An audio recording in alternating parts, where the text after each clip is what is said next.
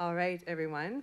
I'd like to start tonight by recognizing that we are on the unceded territory of the Quetzal Nation, and that in this room are different views, different ways of expression, different emotional intensities, and different roads that lead to conclusions. May we combine clarity of mind with kindness of heart, and may we be impartial without bending to strong personalities. May we sacrifice self-interest for the good of the whole, and may we do our work with the love and clarity of vision for the benefit of those that we represent. And with that, we will start this evening's meeting. So, late items tonight? No? Approval of tonight's agenda. Is there a mover and a seconder? Any discussion? All those in favor? Motion carries. Adoption of minutes from February 24th. Any changes, omissions, anything? All those in favor? Motion carries. And we'll move to our first delegation. And so, where are Ms. Bullard, come on up to the mic for the Facade Improvement Grant Program Report. Welcome. Thank you. Thank you for having me. My name is Jill Pollard. I'm here from the Downtown Duncan BIA to tell you all about the great facade improvement grants we gave away last year. Let's see if I get this right. All right, so we awarded 3 grants in total. And distributed $8,408.63. And the city generously reimbursed us $4,202.31. Here's a quick overview of the recipients. Salt Springs Soapworks, Valley Carpet One, and Bill Miles, who is the owner of the Merchant Building on Station Street. All right, so of these 3 successful applicants, one of them had new business signage created, and 2 of them had exterior lighting upgrades, which we thought was particularly exciting because not only does it improve the facade of the building and make things more beautiful, but it also has a safety and security element to it.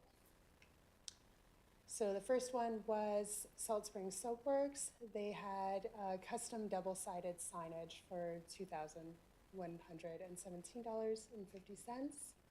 Valley Carpet One had outside lighting. This picture's a little bit tricky, but they had LED lights installed underneath all of the gutters on their building. It's really quite gorgeous. And they maxed out at $5,000.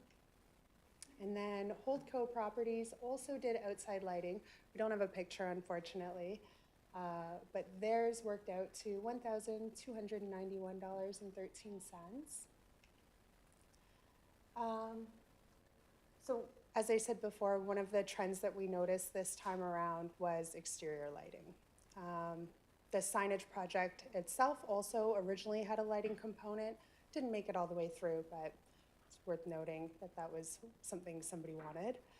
Then, generally speaking, the point of the grant is to help the downtown look more polished and inviting and generally improve the ambiance. And lastly, we didn't have any significant challenges this year. Everything was pretty smooth sailing. And that's everything. Thank you so much for your time. Thank you. Are there any questions from council? Go ahead, Councillor Newington. I don't have a question, but I have a comment. Certainly, the work that you're doing downtown is really good. Yeah, it's starting to look really nice. Well done. Thank you so much. I'll take that back to the team. They'll be happy to hear it. Okay. Thank you. Anyone else from council? No, I don't see anyone. Thank you very much, and thanks again for all the ongoing work to Thank you. on improvements, and also just on bringing connection between the businesses and us, and the ongoing relationship that we have with the DBIA, and you hopefully know how much we value that now and how important it is to us as we continue to slowly kind of reinvent the city. So thank you. Yeah, we appreciate the opportunity. Take care.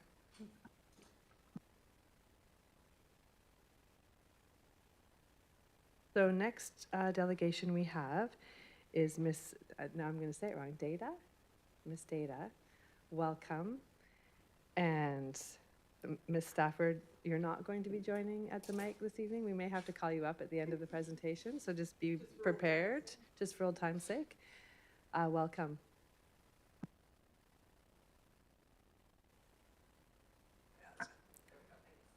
Thank you.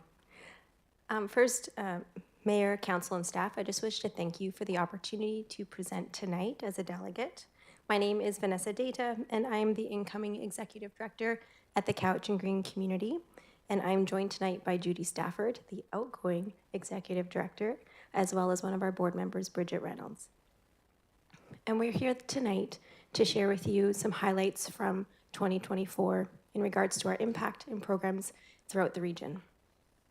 Now, for anyone in the room who's not familiar with Cowichan Green Community, we are a nonprofit organization that was founded in 2004, and we focus on food. We provide a range of services and programs throughout the region that work to increase community members' access to the important food they require. We also work with our agricultural and food processing community to get more local food onto more plates. So tonight, I'm really excited to share with you our 2024 year in review video. And afterwards, myself and maybe Judy, if we can encourage her, will be happy to answer any questions. Thank you.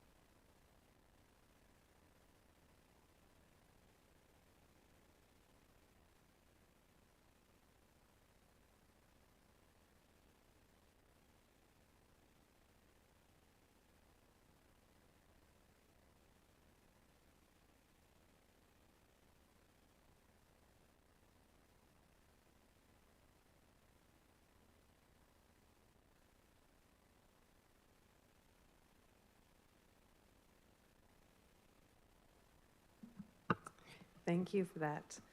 Are there any questions from council about anything they've seen in the video or for, go ahead, Councilor Millis.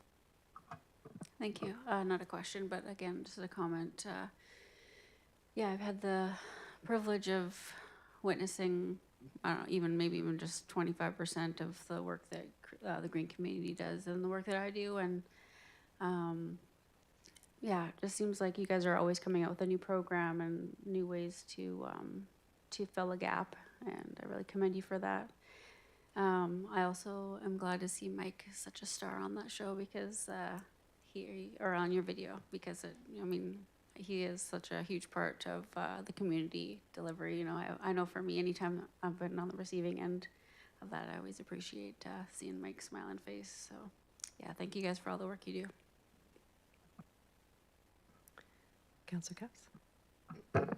Thank you. Yeah, just similarly, it's really incredible all the different types of work that you guys are able to do. And it was really sweet to see my daughter in the Kin Park summer camp part of the video. She's really excited to come back this summer. And just wanted to say thank you so much to Judy on your way out for all the years and years of hard work. And yeah, you're such an icon in the community, and welcome. And I'm so excited to see you at the helm and really excited to see what you guys do next. It's always something amazing. Thank you. I'd like to say welcome to Vanessa, and I'd just like to open it up to anyone to council.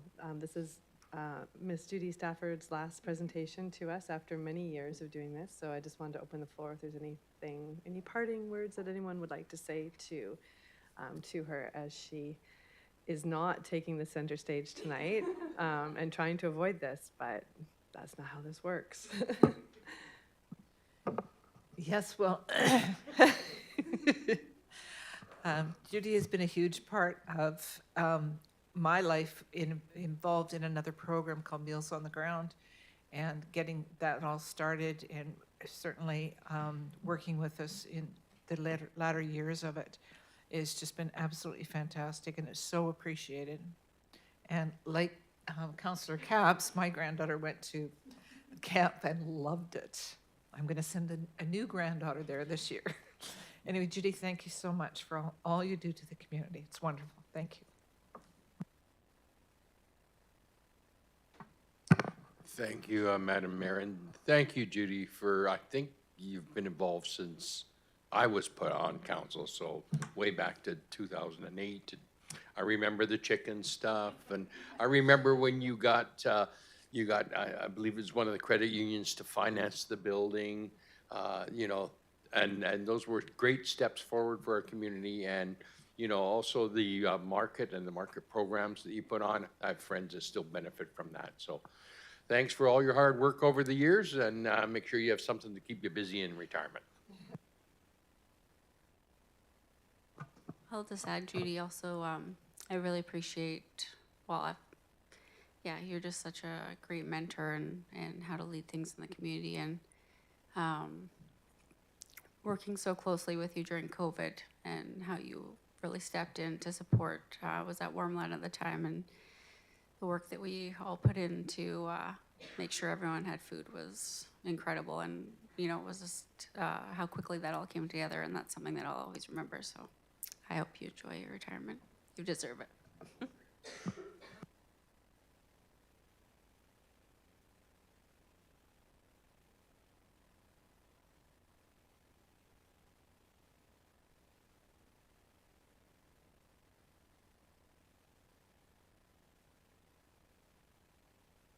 Well, I wasn't planning on it, but thanks for putting me on the spot. No, I have to. Yeah, I've been with the city 20 years now, and working with Judy in various projects and roles, and even more recently now with the cob oven. And it's just, she put a lot of passion, and it's great to see it in good hands moving forward. And I'm sure that makes Judy very proud. The amount of programs that Judy's put on, and being a finance person, I know how tough that can be on a shoestring budget but she's built not a shoestring budget just through the sheer effort of her grant applications and programs are just astounding. So you see the number of those all built on that hard effort. So thank you, Judy.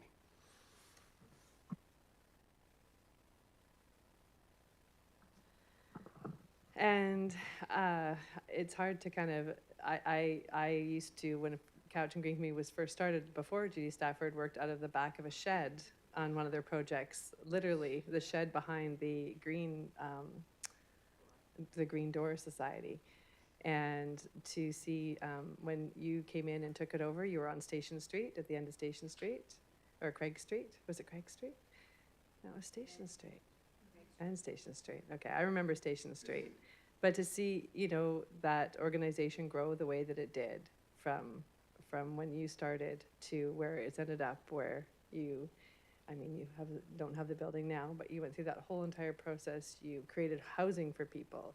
You've created so many food programs and fed thousands and thousands of people. And there's, for the video that we just saw, there's dozens more of those videos of all of the work that you have helped lead. And through the pandemic, as Councilman Amos said, you stepped up to feed our whole entire region.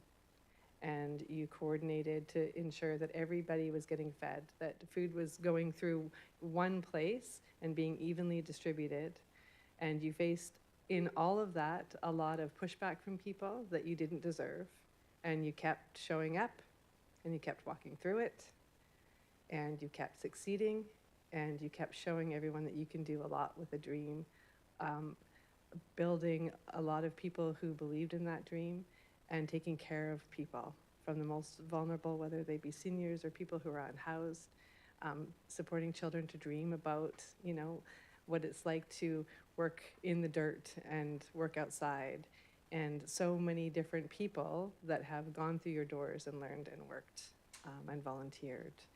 And so thank you for everything that you've done here.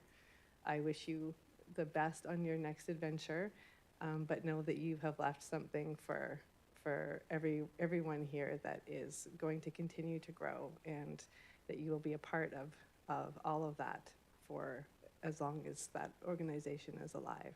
And so thank you for everything, Judy.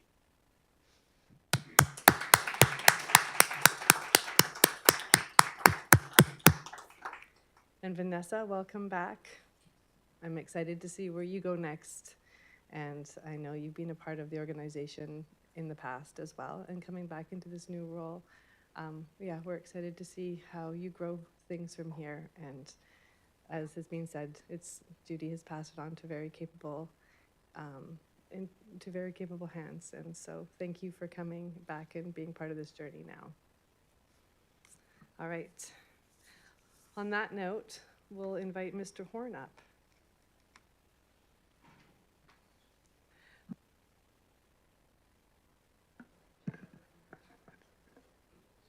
All right. Well, thanks for having me. John Horn, Director of Protective Services and Social Planning for North Cowichan. And I'm here tonight to talk a bit about the Safer Community Plan. So as an aid to memory for folks, back in 2019, the councils of Duncan and North Cowichan agreed a plan to enhance public safety in the corridor area. It was known as the Safer Community Plan. In 2024, the councils of mayors and councils of Duncan and North Cowichan asked staff to revise and revamp that community safety plan. So tonight I'm here to talk about the first step in that revamp, which was a consultation process we undertook with the residents and businesses in the area. I just wanted to share with you, as the title of the thing, what we heard from folks. And that's really just what we're going to do tonight, is cover what people told us were the main issues they wanted addressed. So, the background, of course, we just did that. And we engaged with the community really in three separate ways. We talked to the businesses that are down in the corridor area on the Trans-Canada Highway. And we did that with the bylaw staff from North Cowichan and Duncan. Stopped at business stores, asked them what they were experiencing, talked a bit about the issues that they were facing as business owners and business staff. And then secondly, we talked to the residents in the communities affected by these issues. So really we focused on people who had a lot of stake in this issue and who had really had a lot of impact from public disorder and various safety issues in the area. We also talked to folks like the school board and met with them and discussed their concerns, because there's 2 schools in the area that are affected by these issues. And we spoke with various nonprofit agencies and social service providers who were doing the work on the ground. So the consultation engagement process was fairly broad, and we tried to capture everyone who was affected by the issue. So how we did that, we launched a page on our website at North Cowichan, which actually got really good traction. We ended up with almost 400 responses. So tonight, when I share with you what are the main concerns that the citizens are expressing, a lot of them will be informed by this piece here, which was a fairly robust response. 400 people came and told us what they were experiencing on the corridor and what things they wanted us to pay attention to. We had a forum for the residents in the neighborhood. We held them in the high school gymnasium, and about 80 people or 60 people showed up for that. And we had a facilitator. We probably all know Bob Day. And we had a bunch of people just coming up and talking about what they were experiencing, what they wanted us to take care of when we got around to looking at how we're going to deal with these issues. So we had that. And then lastly, those one-on-ones and stakeholder discussions really helped inform kind of what we heard. But we're still doing that. We're still having dialogue with the school board. This isn't an end to that dialogue process or consultation process. We still talk to the businesses and the residents. And as the manager of the bylaws department, I get pretty much every day, another email that tells me about what things are going on that they'd like us to pay attention to.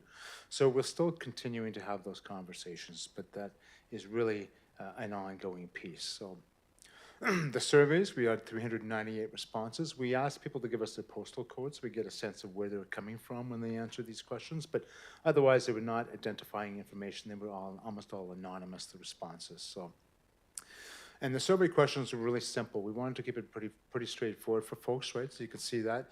Do you feel safe at home or at work in the corridor area? In your opinion, what are the main problems people are facing in the corridor area? And then really, in your opinion, what do you think are the solutions that we should be looking at for this?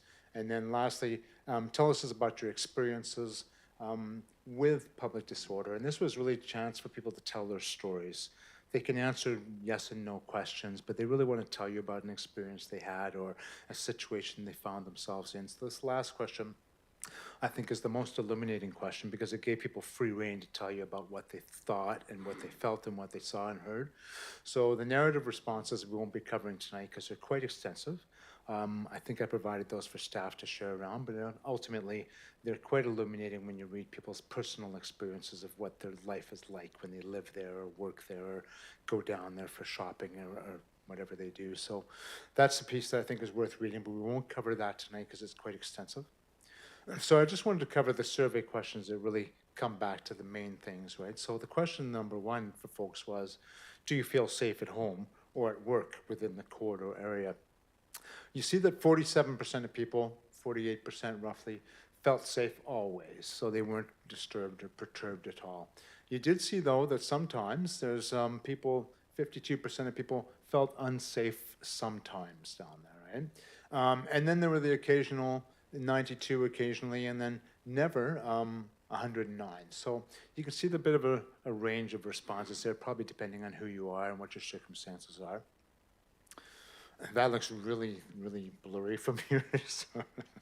But those are some of the narrative responses we got. So I'm just going to leave those for a second. But if you can see from reading those, you get a bit of a sense of what people are experiencing in their daily lives. And these are the things that we really want to pay attention to in the Safer Community Plan.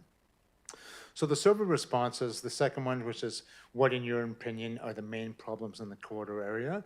You can see here we've done a bit of a bar graph, and I'll just gonna have to refer to my printed version so I can articulate those a little better.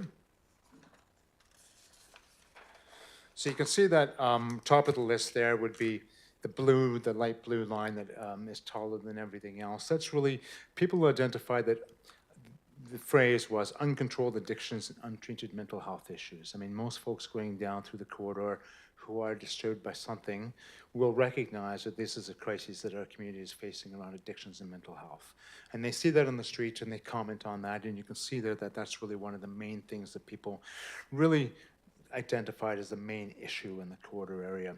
You'll see, of course, property and personal crime also ranks up there. That's the dark blue bar on the far left there. The light violet, I guess it is open substance use. And then you see lack of treatment is the green one. So those are the top responses. But as you can see, there's a number of other responses there, but those are the biggest ones. So as we go forward with the planning around how do we make the community safer, these are the things that people have identified as the top issues that we need to pay attention to. And today, I won't be talking about what we might do about those things. I'll let the folks who opined on that speak on that. But I would say that those are the things we really need to tackle if we want people to feel safer in the corridor area. The next question, which was, okay, what would you think would be the best way forward on a solution to some of these issues that we've identified? So folks had a range of responses to that as well. The two bars on the far left, the dark blue and the light blue, the dark blue speaks to better access to addiction treatment spaces. And that's certainly something that most folks have identified in our verbal conversations. If people are struggling with substance use, we need to give them opportunities to move towards health and wellness, towards sobriety, towards a better life, really. And so I think that treatment centers, treatment addiction centers, that sort of stuff, that's really prominent in the citizen's mind about how do you deal with this as you give people an opportunity with support to make changes in their lives that are positive. The second one you'll see is better access to mental health space care. So the two twin issues of mental health and addictions that were identified by folks, really you can see these parallels in their answers. What should we do with all this? We want to move to better treatment functions in our community, more access to that, better and easier access to that, and also better and more access to mental health support. So you can see that, of course, there's other responses. Folks want smaller overdose prevention sites so they can maybe diminish some of the congregations that happen around the current one, I'm imagining. We've got things like more supported and low-income housing. Of course, most folks are cognizant that if everyone had housing, we probably wouldn't have a public disorder problem in our corridor. So there's lots of different answers around there. More enforcement, of course, and better disability payments, and things about low-income housing and universal basic income. So lots of ideas coming from the citizens about what we should do about these things. So really, at the end of the day, I think that none of that would come as a surprise if I were to ask you before this, what do you think the main issues are and what do you think people care about the most? You're probably going to come up with roughly the same list that the citizens came up, you know? So this really is going to inform our work going forward. So as we come back to you with a draft version of the Safer Community Plan, we're going to make sure that within that plan that we are responding to the things that people have identified as their top issues. And sometimes that's about enforcement responses, and sometimes it's going to be about better and more available services of various kinds. And lastly, probably everyone's in agreement that somehow we've got to work some housing into this situation, because really, at the end of the day, that's going to address most of the issues that are popping up around personal safety. So I'll leave it right there in terms of the data and the presentation. I think that you've been provided. We have a more fulsome report that was produced by our department, which is available to you all, I think, and that goes into greater depth on all these things. But for tonight, I really wanted to give you that high-level overview of what we heard, and then to let you know where we're going next, right? As I said, we'll continue to talk to people all the time. That's what we do, and that's part of the function of my office and my role. We will come back to you with a draft plan, and that's going to be very shortly. I would say I'm not going to make wild promises, but within the next month, I hope to have a pretty good version that we're shopping around to everybody, and then really be able to adopt this thing and move forward on the actions as we may and can that are embodied in that report. So that's where we're at.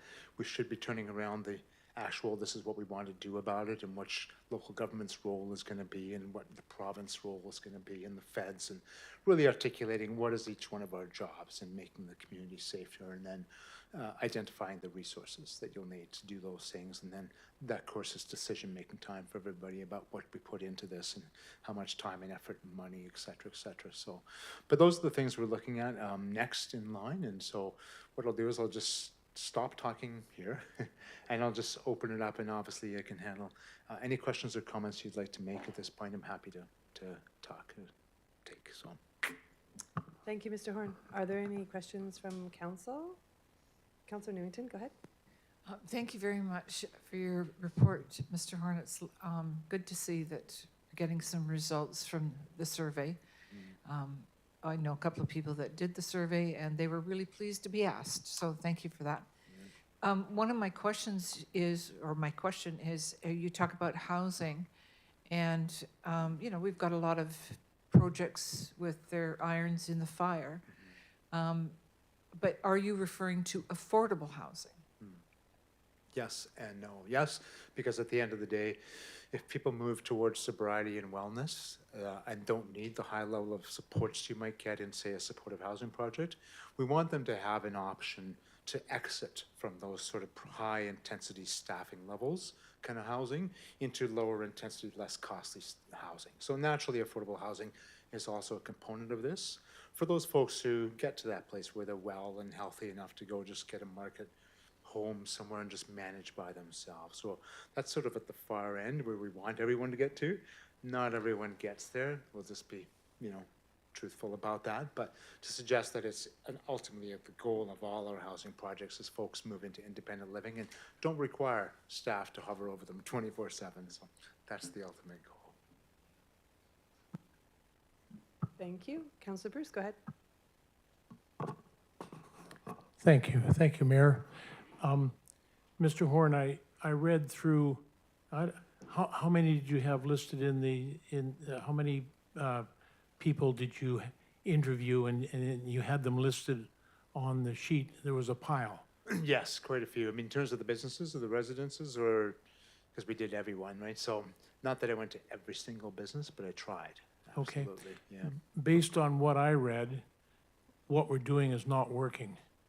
It's a disaster. Our streets are an absolute disaster. Duncan's embarrassing for me right now, and we're getting known far and wide for it.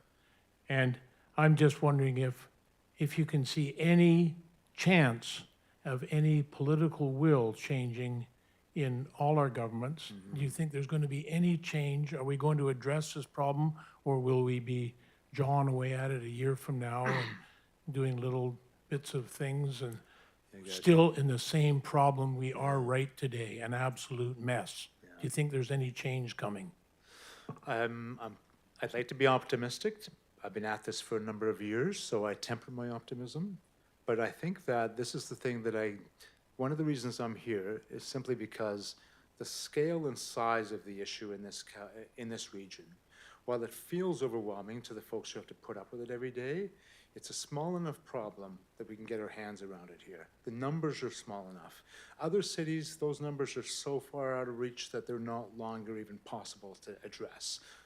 Looking at Vancouver's and Victoria's of the world, they'll never catch up, God bless them, right? We're a small place in many ways still. I think we have the capacity to do it. We demonstrated that during COVID, that we could actually take a fairly good chunk out of the homeless population when the will was there.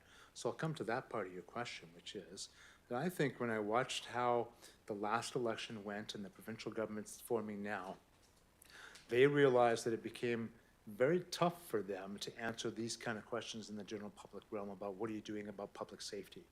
I think that focused the government's attention on we need to do more and be better on that file. That's absolutely the case. And when I'm watching the Premier's office and watching what the ministries are doing around this topic, I think their marching orders are clear. We need to have an impact on these issues.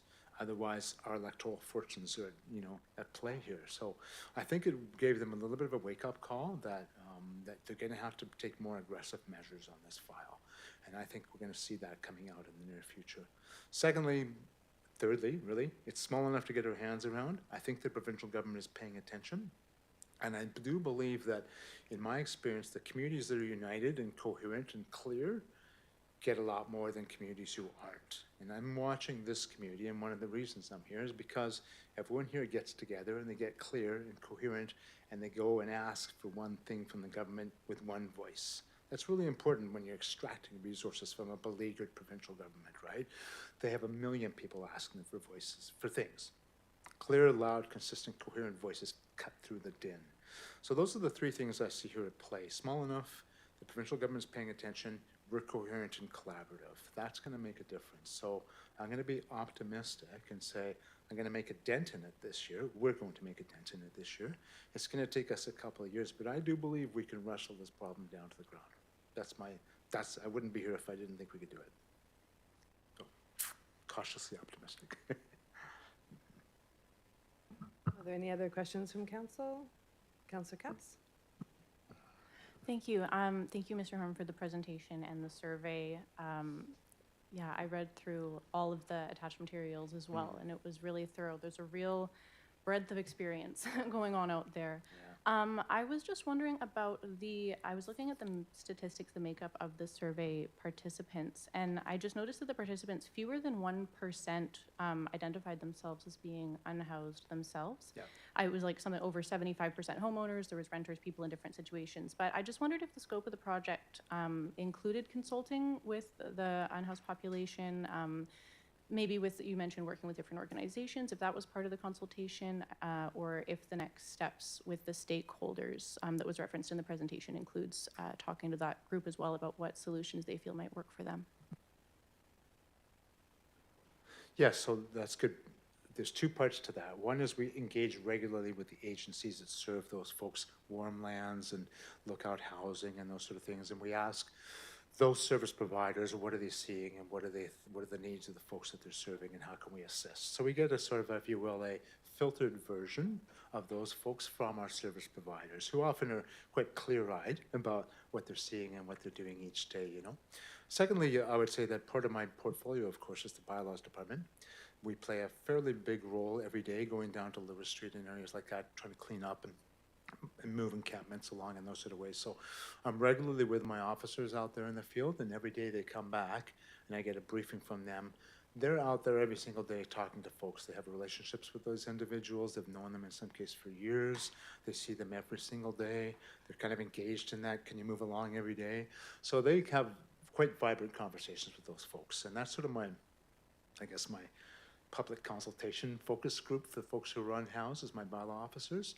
And then every day I ask them to come back and tell me what happened today, who did you talk to, what were the issues that those folks brought forward. So I kind of get it both from the service providers and from my bylaw officers. And I think the bylaw officers are the best ones because, like I say, 5 days a week, they're out there doing that work for me and engaging with folks. And my direction is be compassionate to both the folks on the street and the folks who are living in the neighborhood around those folks. So really they try to balance those things. So I think they're seen as fairly impartial, fair people by the homeless population, and therefore they do tell them things. They're not suspicious sort of thing, right? But that's where I get my intel from, is those two cohorts. Thank you. I appreciate that. And yeah, I agree. It's definitely really important to get input from not only the people that are living in the area, working in the area, that everyone that's interacting with it. So thank you. It's good to hear that. I just wanted to state that on the contrary to some previous comments, I do not feel at all embarrassed by our city or our community. There's a lot of people working really hard on this crisis. I'm, of course, deeply disheartened and discouraged at times when I think about this crisis and I think about people living and dying on the streets. But overall, I'm very proud of what's been done so far and the hard work of people like yourself and various different service providers. And we try to do our part to support different types of housing. And so I would like to be cautiously optimistic along with you that this is something that we can get to work on and make a difference in. Thank you. Thank you, Madam Mayor. Thank you, Mr. Horn, for the information. I guess my question is, will this information be forwarded to VHA? Because it definitely identifies the things that we need in the valley here, mental health and rehab. You know, so I'm curious to see whether the report's going to go to them and also whether a copy of the report will be going to the Ministry of Health. I'm glad you asked that. I have already started those discussions with our health friends, if you will, and the VHA folks. And the first protocol for me around that was it was clear that the citizens were identifying substance use as an issue, and that recovery from substance use as a desirable goal for this community, and that perhaps we could use more resources in that regard. So we've begun those dialogues with our friends over there in the VHA world about, can we have more supportive recovery beds in this community? Can we have better access to detox and these sorts of things? So they've been really good about acknowledging the need for that in the Cowichan Valley. They've also been quite positive about signaling that they would like to invest in those resources in our community. So the one thing they have said really about that is that it's difficult for us to invest in a startup. In other words, if you're starting from scratch with no facility and no building and no thing, it's really a long uphill struggle to get to a functioning supportive recovery building, right? So they've said, really what we need you to do is to be able to come to the table with a piece of land and a building, something that's suitable for that kind of project. And then get that thing up and running so you have staff on board and proper facilities and controls and all that sort of stuff. And then we can come in and fund some beds in that thing. But it's really tough for us to fund from nothing to a full-blown rehab center. So the challenge for our community is going to be, we probably need to create or find or identify a facility and function that we can get it going in, and then find a provider who's willing to sort of underwrite the initial, let's get a rehab center up and going in the Cowichan Valley. Then I can get, I think, the health authority willingness to invest in that by supplying public beds into that building. So that's the chain that they've laid out for me, to say, if you want to be successful in this, this is probably the best pathway for that to happen in this community. So as we move forward in the Safer Community Plan, you'll see we'd like to recommend that we move towards, and you'll see that in the Vision for Community Wellness. That's also the companion document about what social infrastructure do we need in this community. So if we can find the will and the place and the provider and get something up and going, I think we have a good chance of attracting some rehabilitation dollars into the community. So that's sort of the long, tortuous road to get there, but that's the dialogue we've already started and have fairly far advanced along with. So. Thank you very much. They actually do have the building. It's called the Old Hospital. like And it. that's what we, we're, I think, speaking with one voice, we have a facility. with They're about to be moving out of there. I think it's time for us to use it for something for the community here. You know what they say, great minds think alike and small minds seldom differ. Are there any other questions for Mr. Horn from any other council members? I'd just like to thank you, Mr. Horn, for your presentation today and for the ongoing work of our staff and you and North Cowichan and Cowichan tribes on this file. This file has been alive for many years, and the Vision for Wellness, I'm grateful to be a part of the team that's been working on that, the first one and the second one. And one of the things that I've seen is, Councillor Capps, you're correct. Councillor Bruce, I understand where you're coming from, because it is really hard to see this problem not being addressed quickly. We have done a lot in this community, a lot in this region, a lot in this city. That one of the things that we face on the corridor is that we are a large region, and people constantly speak about where people come from who are unhoused. I was just at a conference presenting about the village last week, and sitting at a table of mayors, all talking about all the people that all of us apparently send to each other's communities. And I'm going to another conference next week, and I will have the same conversations at those tables. And we have a conference next month in Nanaimo, and we will be having the same conversations at those tables. And these conversations are ones that we've been having since I've been sitting here and prior to me sitting here. And the challenge that I see is that, I'm grateful that there was a lot of solutions presented in this round. There was, rather than just a lot of opinions about what is happening and why. I really also appreciate the fact that they were identified as the legislative authority that is responsible for those, so that when we're advocating, hopefully our community and all of the people who took part in those surveys can advocate along with us for the things that we know that we need and not against us. I recognize that there are steps missing from this report as well. When people do go to a rehab facility, where do they go afterwards? And everything that we're talking about here is long-term. It's not going to take care of the immediate challenges that people are faced with every day. And those are things that we're all struggling to figure out how to manage that while all of these other, things get put in place. And realistically, we've put in a lot of things in place in this community. And part of that was because during the pandemic, we had the ability to work with other levels of government and to have the funding that we required and that we needed to actually make a change quickly. And it was not, the long-term buildings and establishments that you're talking about. It was, what do we do now to move people out of doorways, to move people off of the street? And then what do we, where do they go next? And how do we support them to go there?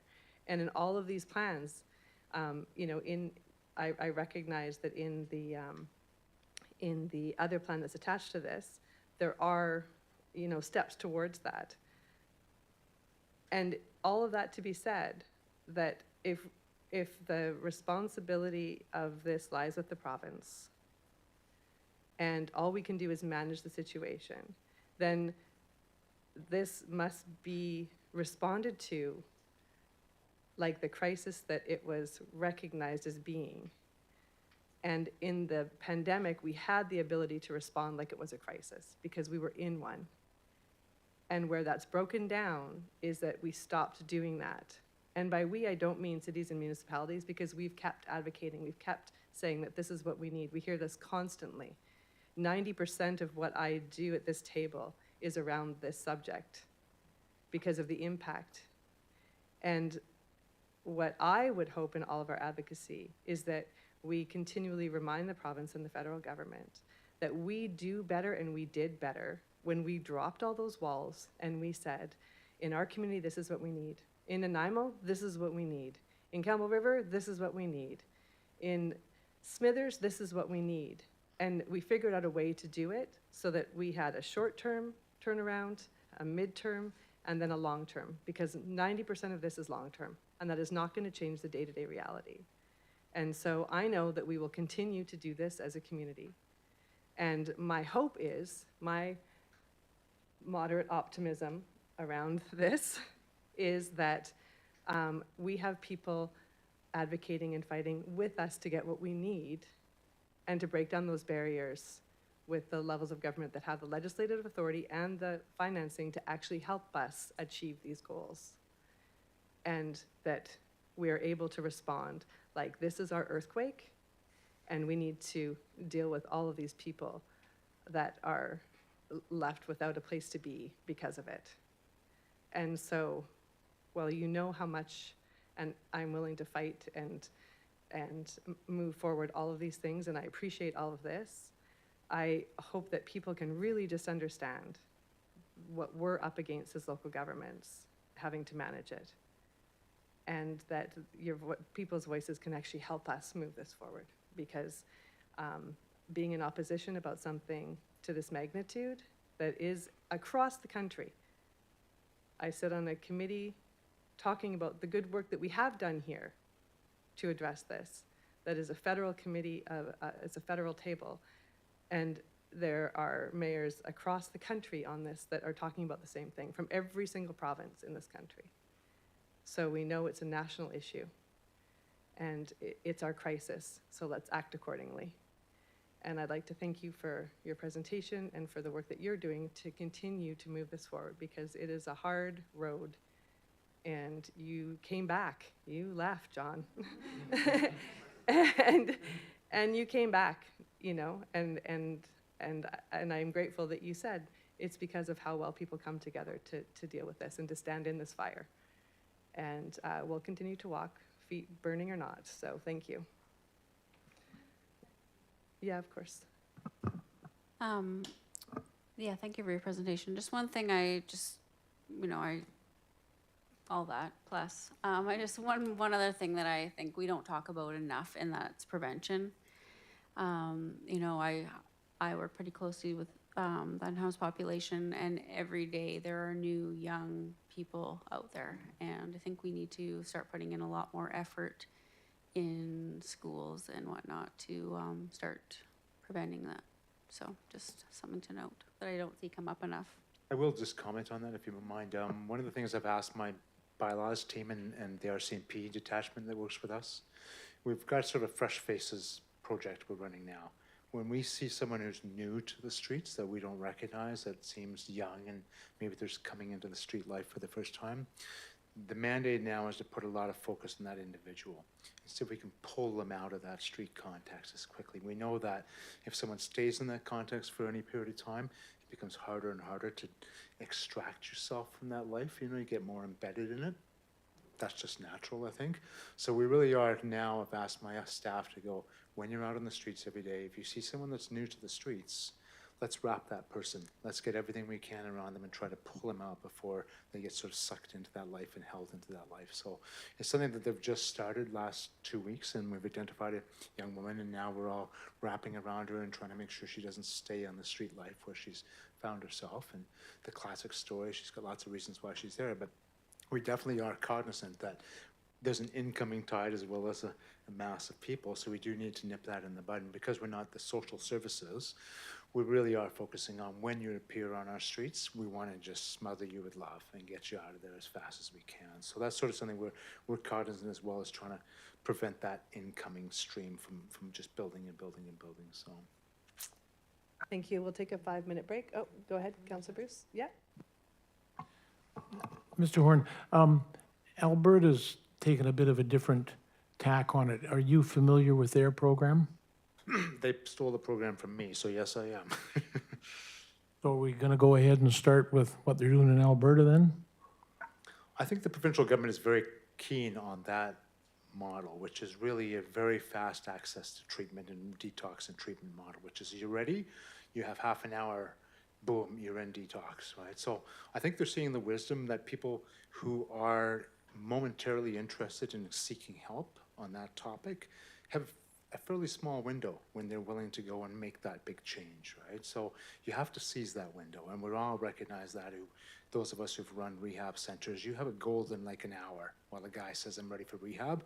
2 hours later, he's not, right? So we jump on them as quick as we can. So the provincial government, to understand that that's the success, the magic success button for rehab, you get them when they say they want to go and not delay it at all. Just woof into detox, into rehab. So that's the methodology that really the Alberta government's focused on, as well as the technique they use while you're in rehab, but it's really about quickness.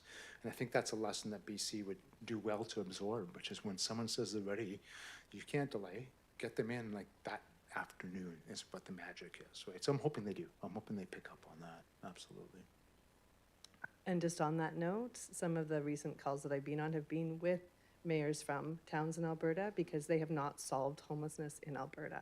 They have something that they are doing, they are still building, and their homeless numbers are going up also. In this one community, their homeless rate had gone up, I believe it was around 200 and something, up to over 700 in just 2 years. So again, it is just like we're working on long-term solution, that is a long-term solution. They can't build fast enough to do what they're trying to do either. So they have not solved anything. They just have they have a path towards something that they're trying to work towards, just like we do. So I just wanted to state that for the record. And with that, thank you. We'll take 5 minutes and then we'll come back to our seats.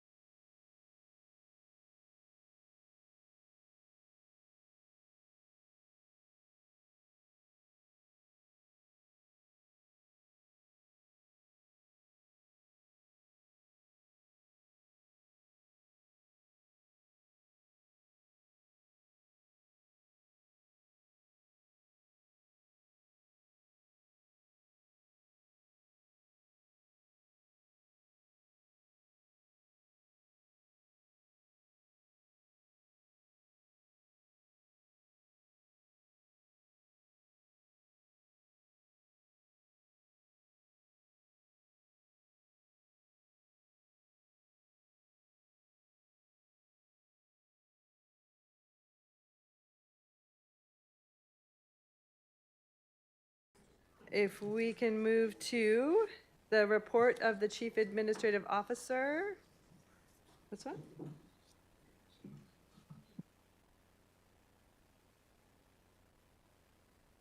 There you are. There's a lot of action happening over there. All right, Mr. DeVerte. Thank you, Mayor Staples. Well, in addition to this sort of new addition in the last number of years with respect to homelessness and opioid crisis and housing crisis, there's the normal day-to-day business of a typical municipality, and I'll touch on a few of those more typical projects. The Coronation Avenue bike lanes, which also includes the Queens and Ypres. That tender for construction has now been awarded, and construction prep will begin in March, with the project anticipated to be completed by May or into June of this year. There'll be significant signage posted while the traffic changes are introduced and the project progresses. Staff are making preparations with the engineering consultant and the construction contractor for completing the short section of water main upgrade on Garden Street from the Queens Road development to the at the time of the bike lanes project. The Marchmont Road Renewal Project, the contractor will be returning back to the site in the next few weeks to get back started on that now that we're past the inclement weather, hopefully. Next project I wanted to highlight is the Highland Hillwood water main upgrade. That's been bumped up to a 200 millimeter PVC pipe upgrade and will run on up to Midland Place. The tender bids have been posted and will be closing later in March. And once those bids are evaluated, we'll be bringing forward recommendations to council for that contract award. For the design on a Price Place extension, an engineering consultant has been engaged to prepare engineering designs for that future extension. It'll go from Al Wilson Grove to Trunk Road. Once complete and approved, these designs will enable developers to properly plan around the future alignment of that new roadway.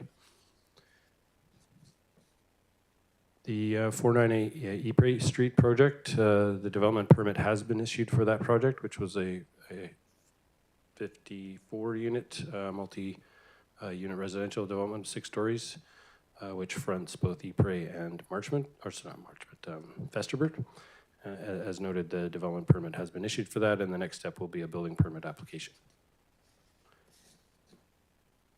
The Station Street placemaking project, there was a question on the grant funding or the total project cost at the last meeting. So just to recap that, there was a REDIP grant of $1 million. We received some community works fund allocations of $154,000. Housing accelerator funds have been allocated to that in the tune of $286,000. And the Island Coastal Economic Trust grant of $40,000 for a total project cost for that, including the washroom building, for $1.48 million. The 2025 budget process for the 5-year financial plan and the 2025 tax rate bylaws will be brought to the April 14th and April 28th council meetings for third readings and adoption. And the 2025 tax notices will be mailed near towards the end of May. And if folks have not received their notice by the middle of June, they should please contact City Hall. That's it. Excellent, thank you. Are there any questions for Mr. DeVerte? Councillor Duncan, go ahead. Thank you, Your Worship.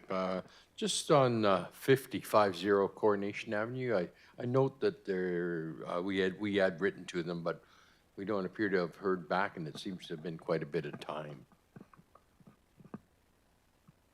Yes, I can check into that. It's not that uncommon that the developers will after getting initial feedback from the staff, go and either retool or have further conversations with some of their financiers and whatnot. So I think we have had some some follow-up discussions with staff, but no concrete changes since the last development proposal that the advisory design panel did see.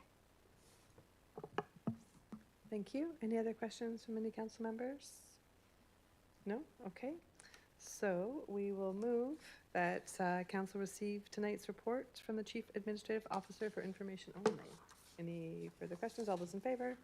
Motion carries. Thank you. And we'll move on to reports of committees. Ms. McWilliam for the North Cowichan Duncan Sports Wall of Fame appointment. Thank you, Mayor Staples. On March 3rd, at Committee of the Whole, the committee considered a request from North Cowichan to contribute funding to the Sports Wall of Fame program at the Cowichan Aquatic Center.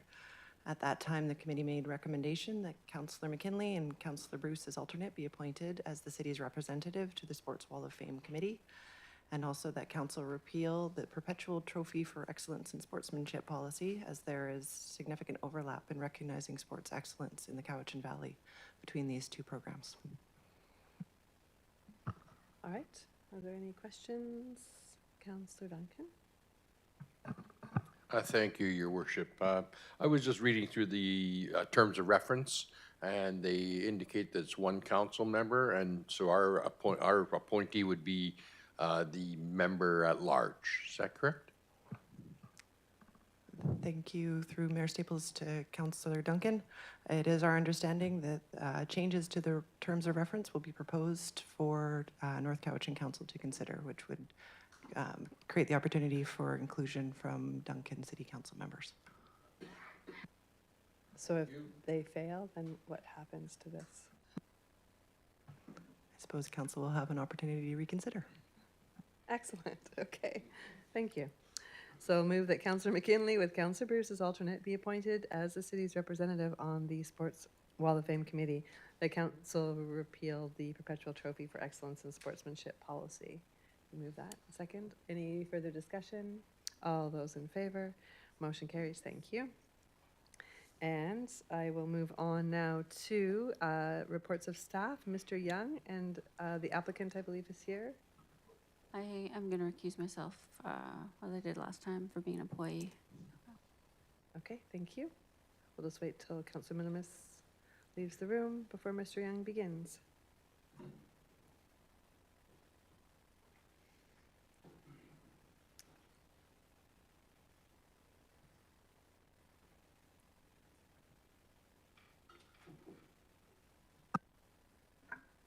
Mr. Young. Thank you, Mayor Staples.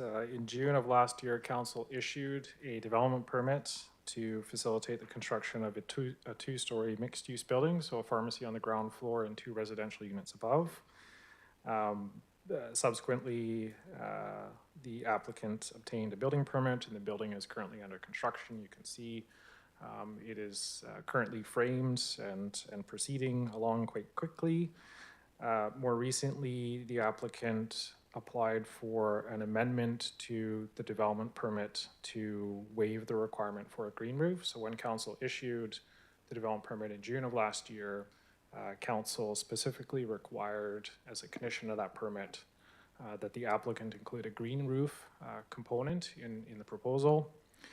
So that's one of the conditions in the development permit. Primarily due to cost, the applicant is requesting that that requirement be waived.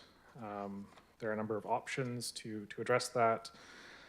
Council could amend the development permit to waive the requirement. Council could also refuse to amend the permit, in which case the applicant would need to install that green roof component. And as an alternative, staff have presented an option where, I suppose as a bit of a compromise, if the applicant were to provide a financial contribution to the city to achieve similar environmental objectives elsewhere in the city, perhaps that requirement could be waived, but it is entirely at council's discretion which option council chooses.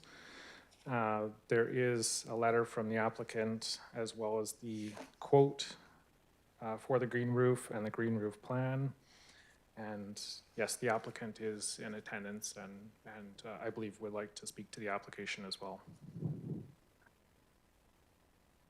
Process, would the applicant speak now then, Ms. McWilliam? Okay, thank you. So I'll invite the applicant, or actually, is there any questions of Mr. Young first? Seeing none, okay, we'll invite the applicant up then to speak. Please just introduce yourself at the microphone.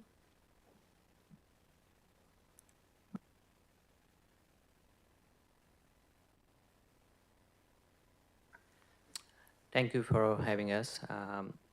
My name is Neil. I'm the pharmacist and the owner of the new pharmacy, and currently with known as Duncan Pharmacy, and hoping to get this project moving forward.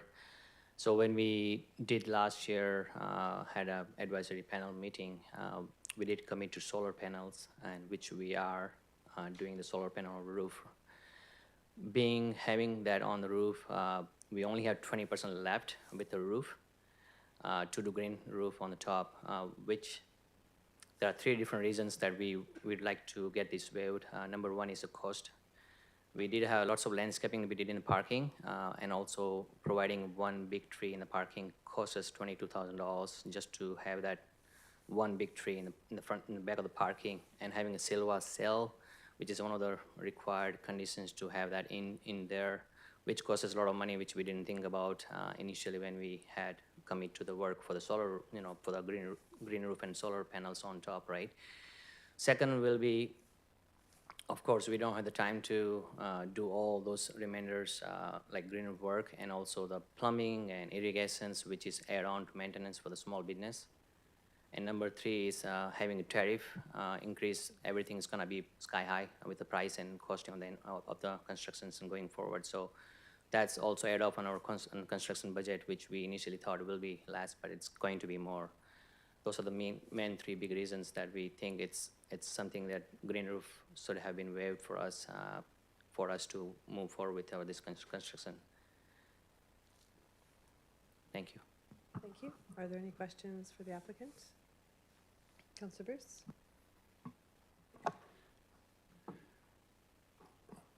I can understand your concern of the cost of this, but why did you wait so long to come to City Hall to change this right now? I mean, you've got the roof on the thing now. We still in the framing, and we still under the construction, so we're not quite there yet. And now, since we're getting all those numbers in, we just did our landscape for the back parking a few months ago, and at that point we did our tree that was required by the city, that we did all underground work, and that ended up being over $22,000 just to have 1 tree. When you talk about somebody who doesn't do constructions, that will be me. Like, I did not expect this to be like $22,000 for planting 1 tree in the back parking. I was like, okay, it's gonna be a few $1,000s. Sure enough, we can do that, right? And now we have all those numbers in which we already paid, and now we know it's not just a few $1,000s to add 1 tree or doing green roof. It's gonna be another $20,000 on top of what we did already. And being considered a small percentage of the roof that's gonna be green roof, which probably, I think it's 20% what is in the plan. 80% will be covered by the solar panel. So having 20% and with that expense, we don't think it does make sense to invest that money in green roof as well.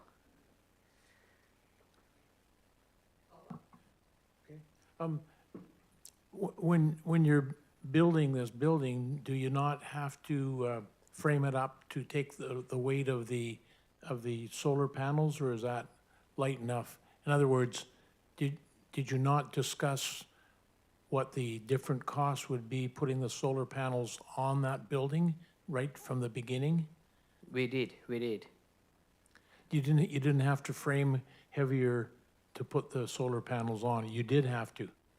He says you had to frame heavier to put the solar panels on. So that's all framed up right now, ready to Correct. go, right? Yes. So now the discussion is just the cost of the solar panels. We're still doing solar panels. We're just trying to get away from green roof. Solar panel is definitely worth investment for any business or any residentials, as I would say, because it's end of the day is a green energy you're bringing into, right? And that's end of the day it's a good long-term investment for any business or small business like me, right? So we definitely commit to the work. We are doing solar panels as we said that we will be. It's just the green roof part that we would like to get it, trying to get away from that work. Councillor Duncan? Thank you, Your Worship. Just reading the analysis and the report, can you give me, this might be a question to Mr. Young, can you give me a little more detail on the $164,000 that was I guess, saved through the variance process for this development? And then the second question would be, what about greenery around the solar panels, which I see noted in here? So second question to you, first question to Mr. Young. Yeah, so when council issued the development permit, at the time, the applicant was requesting a full waiver of the works and services requirement for the Canada Ave frontage. And so generally that includes road improvements up to center line, asphalt, overlay, rebuilding the sidewalk, curb, gutter, as well extension of the storm main and the sanitary main. So at the time, council waived the requirement to extend the sanitary main. It waived the requirement to extend the storm main and other road improvements. And so the only road improvements the applicant needed to do is, and still needs to do, is rebuilding the sidewalk, curb, and gutter along the entire frontage. And so the total estimated cost of those variances were $164,000. Thank you. Are there any other questions? Oh, sorry, yes. It was a two-part two-parter. question. Yes, thank you. So the second part was to you around the greenery, and also just based on what Mr. Young has just pointed out, the city has already been very benevolent towards your development. And, you know, there's significant financial breaks for you already, so I'm still having trouble figuring out why we should give you a $19,000 break now when we've given you a break of around $164,000 already. Thank you so much for the question. So with it being green roof on the property on the roof requires a lot of maintenance after the fact too, and also irrigation will be another issue that down the road. We have the one project in city with Vancouver Island University on the roof. I was talking to somebody who did the work on that roof, and that roof is still not functional at this point as well. So even being installed after the work has been done, it's not functionable after a few years, or it's dead after a few years. Those are lots of challenges after just to maintain that roof. And I don't think so I will have the capacity to continue investing that money in the green roof. We could do something else instead of going on the roof and do the green roof. Thank you. Councillor Bruce? For myself personally on this, I think with the fact that there are only 3 tenants, right? There's the two tenants on top and then the store below, is that correct? Yes. I can see where this doesn't really make sense at this point. So I would be going along with your request. Thank you. Are there any other questions at this time? Councillor Caps? Thank you. And yeah, I can certainly understand the burden that this might place on us on such a small development. I wonder if there might be any willingness to discuss rather than what's described here as the full 20% green roof vegetation coverage, if there's a more manageable approach to having some plantings surrounding the solar panels, similar to what's described in the staff report, or if there's some way that we could modify the landscaping to do something more affordable, to still achieve a little bit more greenery, but not have it be such an expense. Absolutely. So we would love to do something on the ground floor or even upper suites with more plants and whatever we can do to that we will be manageable for staff or for people living upstairs, which probably is more practical for us to do, and which will be less expensive and less, over the years expenses to maintain that green roof, which probably will be definitely helpful.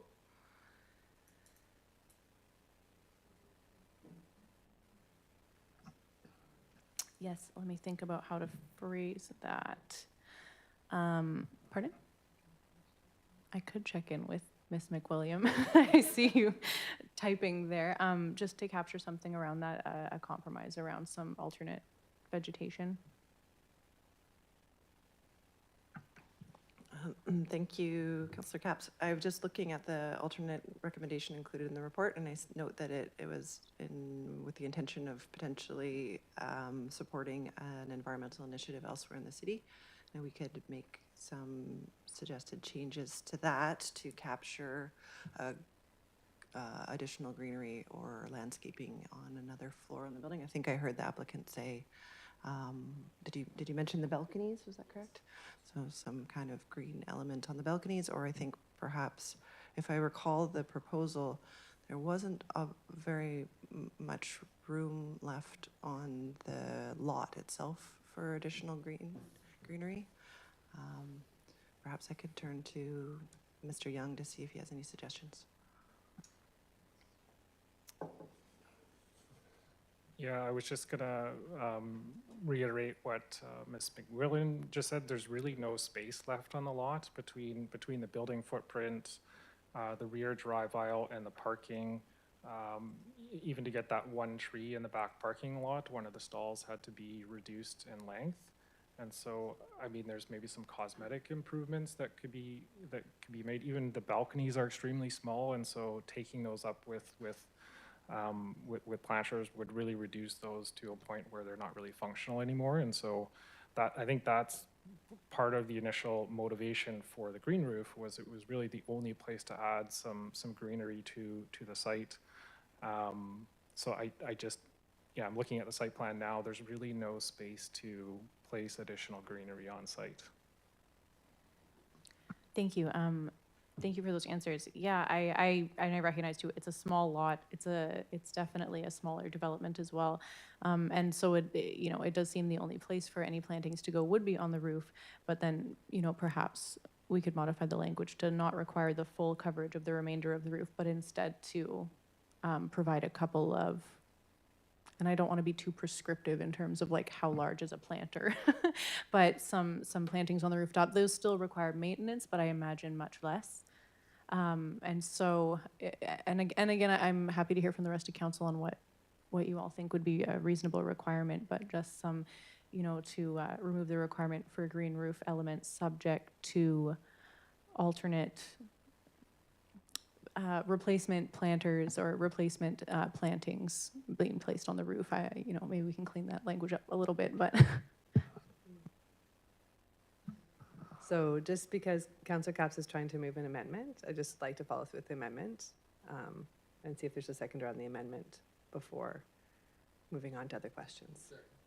But she just wants the language list sort of cleaned up a little bit so that it's clear. Oh, go ahead. Councillor Newington has a suggestion on the amendment. Well, because there's no room on the balconies and people do like to sit on their balconies, what about a contribution to planting in another section of the city rather than $20,000 for your green roof, maybe an X number of dollars contribution to the city to provide greenery someplace else in the city. The idea is to have more greenery in the city, right? Which you initially agreed to. So that changes a bit the spirit of the amendment Councillor Capps is making, but I'm just going to go back to Councillor Capps. Thank you. Yeah, and I definitely appreciate that. I mean, I think we need more greenery all over, but I think in the spirit of this particular application, it was just primarily to increase the greenery in that area, which is such a paved area, with a couple of things nearby. But I think personally, what the amendment that I had in mind was just to an alternate option, instead of requiring the full green roof element, to just require some replacement plantings on the roof. And yeah, I don't want to see balcony space taken up either. I don't want the quality of life for the renters to be impacted. If they want to have plants, go ahead, but I don't want to require that. Instead, I think, yeah, just some plantings on the roof. Doesn't need to be the full green roof.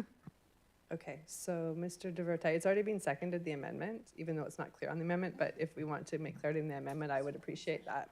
I'm sure staff would too. Actually, was perhaps another alternative again, which was there is the one tree as the developer has mentioned in the parking lot that you can see in the plan and the landscaping plans about halfway into the parking lot. Council could also request an additional tree in the parking lot through maybe one of the more northerly stalls closer to the lane, which would help shade the lane asphalt as well. would hope that that's not as expensive as the first tree, perhaps because the underground infrastructure is already in place for many of it, but just another thought.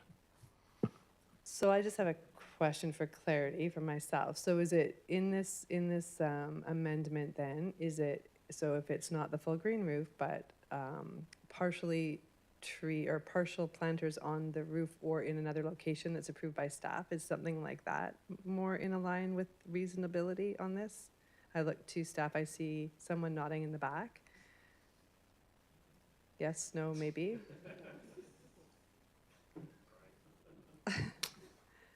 Go ahead, Mr. Young. Yeah, just, I think some flexibility would be appreciated. Just trying to solve the design issues on the fly is a little bit difficult. Yeah. So if there can be some flexibility, that would be appreciated. Okay, Councillor Capps, going back to you for just, again, clarity on the amendment before we Thank move you. forward with questions on the amendment. Thank you. Yeah, I muddied this up a little bit, but No, it's good. It's part of the you- process. you know, council, to remove the requirement for a green roof element subject to plantings elsewhere on the building or property, like to leave it open-ended, then it can be decided what's best. Is that something that, is that enough for you to still be my seconder? Of course, Yeah. yeah, with the developer and staff, And yes. Councillor Duncan was the seconder, but yes, is everyone comfortable with that? I see everyone, Councillor Duncan, are you comfortable with that? I'm comfortable with it because it ties in with the analysis by staff, which is the object being greenery around the solar panels, which helps get rid of the heat. So that's, I don't have a problem with it. That's what I'm thinking. Excellent. Okay, so we have the amendment. So now, are there any questions or people who'd like to speak to the amended motion? Councillor Bruce. What are the reasons? I'm usually always yelling for a green roof, for sure. I really am. But in this case, what good does a greenery do around the electrical units up the, what do you call them? Solar panels. I'm missing something here. What good is greenery around solar panels? I mean, there's nobody up there, right? There's no, this is not an area that the tenants are going to be sitting on up top. And I'm usually yelling for all of that, always. But I don't see the sense of greenery on the roof with just solar panels up there. Am I missing something? No, you're absolutely right with that. So the reason of having green roof was to help solar panels to, I think, keep the, I think it's one of the scientific reason, I would say. Mike probably will be the best person to answer, but yeah, it helps with the solar panels to, I think, absorb the more heat and convert that heat into the energy which we will be using for the both suites and also the commercial space. So it helps overall in terms of energy, but it's not visible, it's not attractive for people because it's gonna be covered by the roof, right? So it's not visible. But if you plant or do planters around the area of the roof, which is visible for the city coming from the north or south, that will be probably more appealing to look at the buildings, which we probably could do. In other words, something on the ground. Yeah, or also the balcony facing on the Cannon Avenue is a little bigger balcony or patio versus the one on the north. So we could potentially do more on the front of the balcony there, facing Cannon Avenue, which is a main street for us. Yeah. Or on the roof. So it's just giving options to have some other form of planting somewhere else, preferably on the roof, though, was what I heard. And that will be decided by staff and the proponent. So that's what the amendment is. But on the roof, that makes sense, does it? Does it? Mm-hmm. It's still, I mean, anywhere that there's something planted brings down temperature, and that's what, that's part of, it's a heat sink, right? So you're when- just when there looking at the isn't, heat so. of the roof itself? And just the heat of the overall area, like plantings in general, depending on what's planted, and we would leave that to staff, So do people have to get up there and water plants? Well, you would have a system, most Do likely, ya? set up, but that's kind of getting into the weeds. This is just really to Yeah, give I'm staff just, direction. I'm trying to save him from going into the weeds. Okay, so I'm going to have to pass this over to Councillor Newton. I'm sorry, but I have a ferry that is not going to wait for this discussion to finish. So I'm going to just pass this over to Councillor Newington. My apologies for not being able to stay to the end of this item, but I am now running into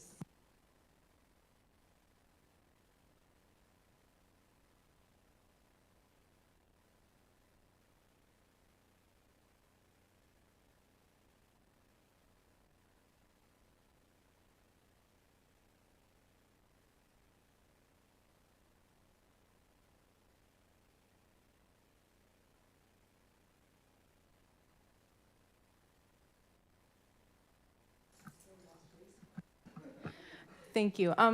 And yeah, all I was intending to do was just give a little flexibility to staff and to the applicant, whether they decide that it's most suitable to have the plantings near the solar panels to improve that efficiency, bring the temperature down. And then if that turns out to not be feasible, then they have the freedom to do it elsewhere on the site that's the best fit, just so that it's somewhere on the site. I see Ms. McWilliam, but I'll hand it to you. I'm hoping I can read back what I've recorded just to double check that that's correct. So that council amend development permit number DP 2024-05 for 725 Canada Avenue by updating condition 7, the requirement to provide a green roof element in the design of the building to instead require the incorporation of plantings on the roof or in another location as approved by staff. Okay. We have a mover and a seconder. All those in favor? Opposed? Nobody. Thank you. Carried. Okay, moving on to a, pardon me? No? That was the only one, yeah. And we hadn't read the original motion. Okay. Before we, okay. All right. Mr. Murphy. I was hoping the large crowd was here to listen to our discussion about garbage carts, but so good evening.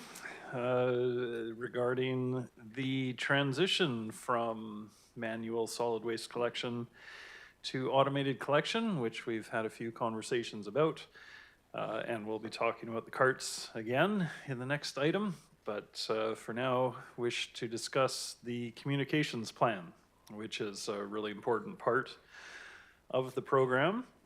And this is a significant program. It touches literally every single family duplex and up to fourplex resident in the city. So this is an enormous program and a big change for residents.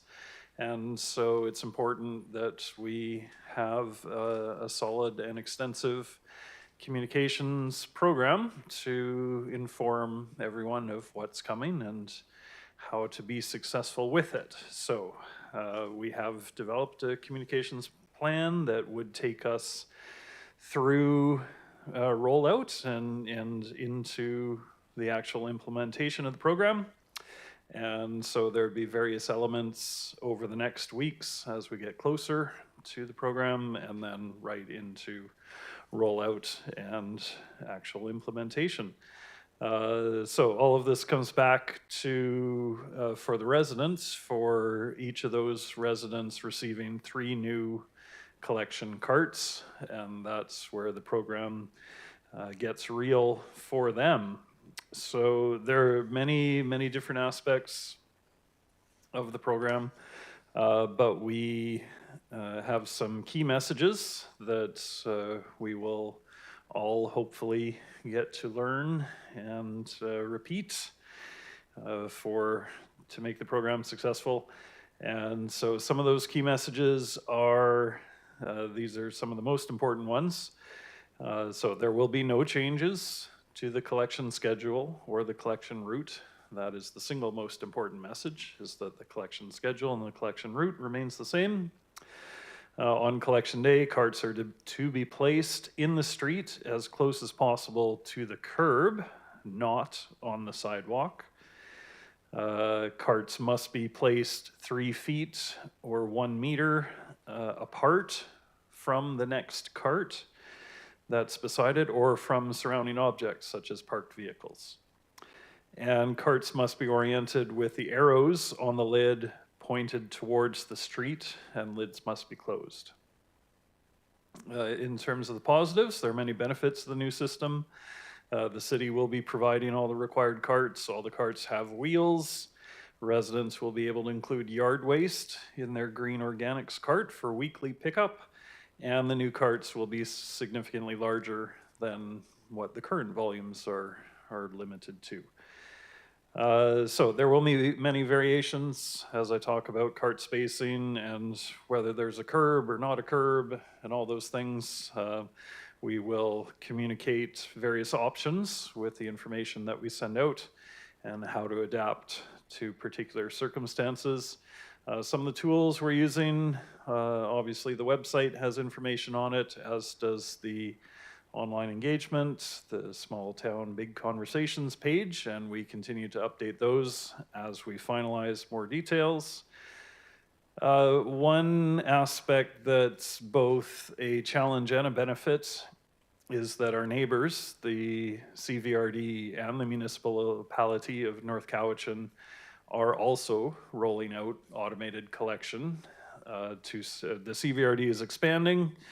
North Cowichan, it's a new program like us, City of Duncan, new program, but each program is slightly different. Many similarities, but also some very key differences. And so we know that that's going to raise awareness overall, for sure, of what's coming, but is also inevitably going to create some confusion. And that's why having an extensive communications plan is critical for success. So in the attachment, we outline an extensive communications plan. There's more key messages there and various ways we intend to communicate. So as mentioned, the websites and the big conversations page, those will be fully utilized and updated and be a source of information.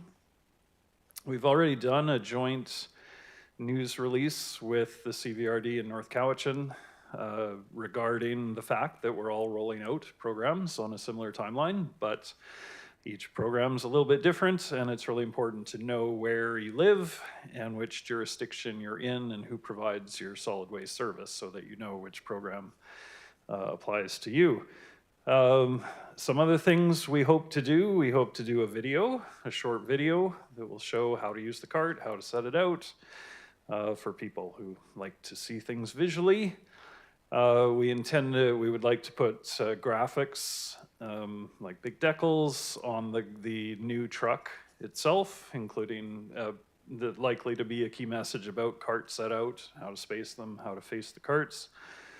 As we get closer to rollout, we'll likely need to do some newspaper advertising with our specific dates, which haven't been set yet. We'll of course use our social media with the city and do posts there.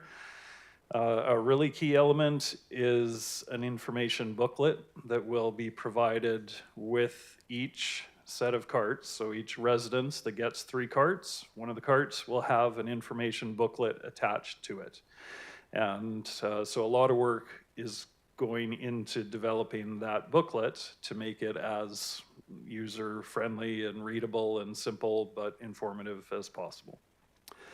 And additionally, we would like to have one extra staff person available at Public Works in the couple weeks leading up to the program and the week after, so that we can have someone who can answer questions on top of all the other things we do at Public Works. So have an extra person there to help answer questions and case, situation specific questions. So to accomplish all this, we had an original budget of $15,000 for communications. That is being well used already, and also because we have to completely rewrite the solid waste bylaw, and that will be coming to council at the next meeting.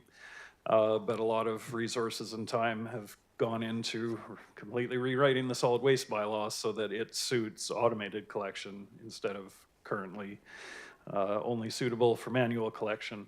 So, and these extra, all these items that I just listed. So it's a lot of effort and needs a lot of support to develop graphics and information booklets and a video as mentioned, and all these items. And so we are requesting some additional budget to get us through to implementation and be able to complete all of the pieces that we've suggested in the communications plan. So requesting an additional 12,000 to come from the solid waste operating reserve and allow us, as I said, this is a very significant program for the city. And we need to communicate far and wide to get those key messages out and to have everyone ready when the time comes. Thank you very much, Mr. Murphy. Now, you have a question? Thank you to Deputy Mayor Newington. Just I'm on page 3, item 12, talks about the glass collection in-house. Can you give us a little more detail on that, please, Mr. Murphy? Yes, through the chair to Councillor Duncan. So yes, this one of the many aspects of this program is so how are we going to manage glass collection? Currently, we have a contractor who does yard waste and glass collection, something like 10 months of the year, 8 months of the year. But we no longer need yard waste collection because residents, which is one of the biggest benefits of the program, will be able to put their yard waste into the new green carts on a weekly basis. So we no longer need a contractor to do yard waste collection. So we are exploring both, can the contractor, are they willing to continue the glass collection, and would that be at a reasonable rate? So we'll evaluate that. If not, we feel we can continue glass collection ourselves using the exciting new bin truck that council approved a while back and provided on the same frequency. So our number one goal is to not have to change anything in the calendar for the year. So we want to continue with glass collection. But we will be evaluating, does it make sense to have a contractor continue that at a reasonable rate? Or if, as essentially the backup plan, we feel we could absorb it in-house on the same frequency. Okay, thank you. Councillor Bruce? Thank you, Mayor.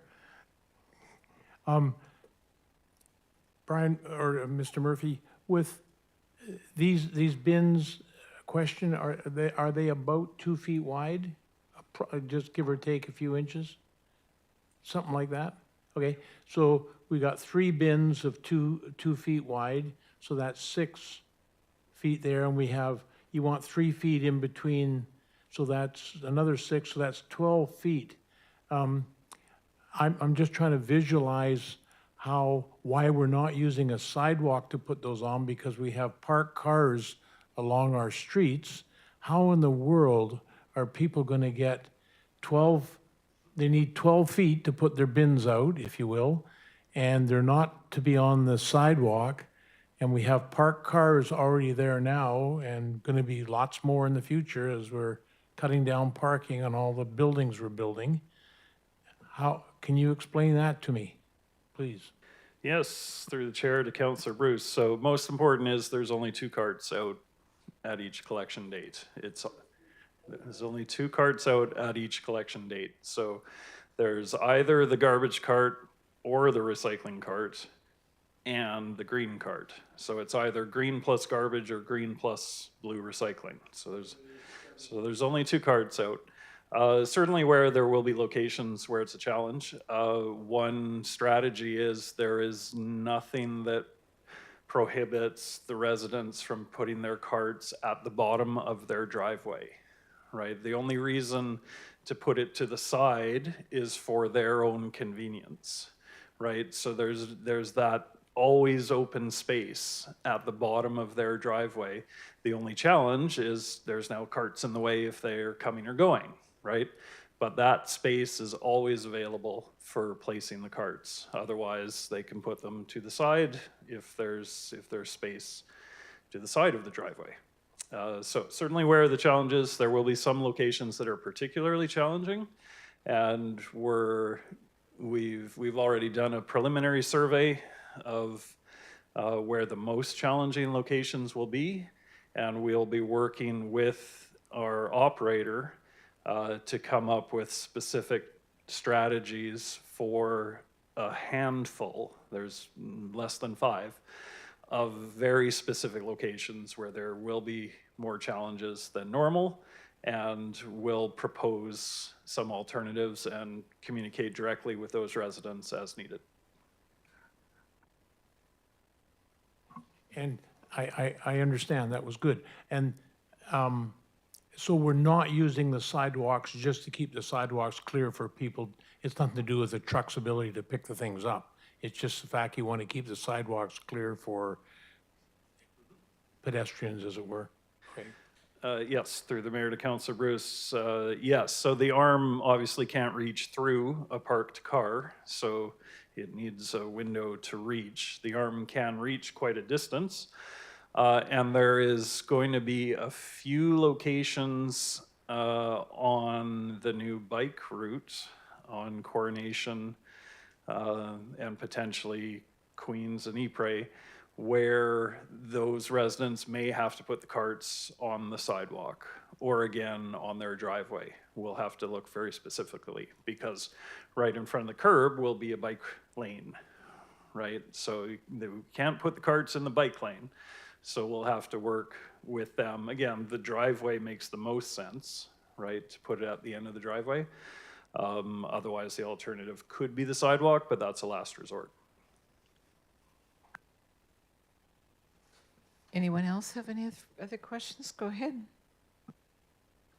I never thought of this until you said Queen Street. So the ones that are on the going east, are they going to have to put their garbage cans on the other side of the road? First question. Yes, through the chair to Councillor McKinley. So yes, we just recently identified that challenge. So we're looking at the bike lanes design, and with our first hope is that we could create a wider gap there are gaps in the concrete barriers around driveways. Again, if we can create a wider gap that the truck can position itself in, then hopefully the operator can just wheel around without having to cross the street. Crossing the street is an alternative, not an ideal one by any means, and we wouldn't ask the residents to do that. We would have to ask the operator to wheel the carts across the street and empty them in. Not ideal at all, so we're looking for a better solution there, but we're now aware of that challenge. Second question. I noticed in 13 that they're going to be able to still buy tickets.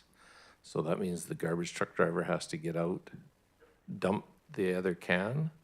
I thought we were going to give them 2 cans if they wanted, though. Like if they, instead of buying the tickets, they still have the option of buying an extra can. Through the chair to Councillor McKinley. So it's sort of, it's misleading in terms of sometimes we end up thinking that with automated collection, the operator will never leave the vehicle, and that's not accurate. There, in every city, in every municipality, there are specific circumstances where the operator has to park the vehicle and wheel the carts to the vehicle. An example is a cul-de-sac. The operator is not going to be able to drive the truck around and pick up carts in such a tight circle. So often what they do is they park and wheel the carts to the truck. So, so similarly, what was the specific location you were asking? Tags, thank you. So Yes, so we've had discussion about this internally. Should we continue to offer the garbage tags? So it's a matter of frequency. So for someone who regularly has extra garbage volume, they should, and we will encourage them to get a second cart. But for those who infrequently, sometimes, have extra garbage, then having this option is a service to them, right? So instead of having to pay for, because when you get the second cart, you're paying for that volume every time, every week for the whole year. So being able to buy the garbage tag, and yes, that's one of those situations where the operator will have to get out, that will empty the initial cart with the arm, and then they'll have to get out and manually tip the garbage can, which we're saying that's why it has to be bagged now, into the cart and then manually lift the cart. So, but yeah, it's not, you know, the smoothest option, but it is really a service to those who infrequently have extra garbage volume versus those who regularly have extra garbage volume. Just out of curiosity, do we still have any houses that we actually still go in, grab their cans and pull them out? Yes, through the chair to Councillor McKinley, we have a few, yes. And so those will be revisited for now that the carts have wheels. Is that still an issue? In which case, certainly in those rare circumstances, we're willing to wheel the cart to the curb. But those circumstances have to be justifiable and rationalized and reviewed each time.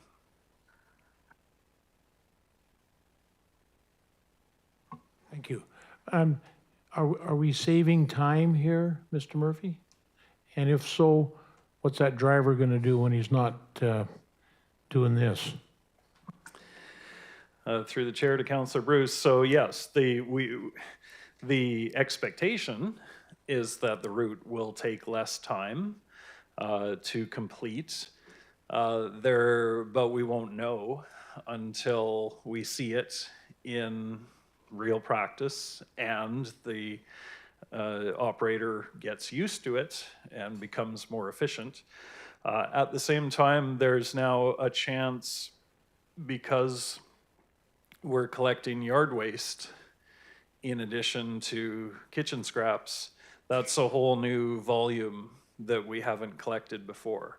So there is an increased chance of needing a second run to empty the truck, due to, particularly in, you know, the start of spring, where everyone's pulling things out and mowing lawns for the first time and all that. So there's a chance that we would then, some of the efficiencies would be offset by having to go to the to Bings Creek for a second dump during the day. Again, we don't know, and it could vary, and we'll have to see how it goes. So we have plenty of tasks at Public Works, and the operator generally supports the maintenance department when they have extra time. And so there's always the ability to join one of the maintenance crews at any point in the day and assist with whatever they're doing, or take on a one-off task as well.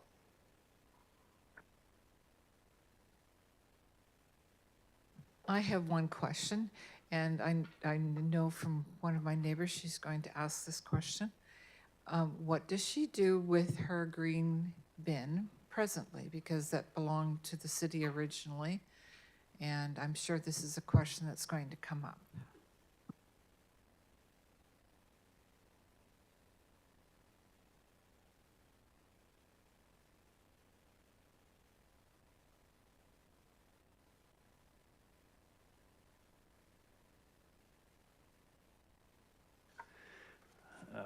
to Acting Mayor Newington. Yes, absolutely. That's one of the questions that will be, it's already one of our FAQs on the website, frequently asked questions.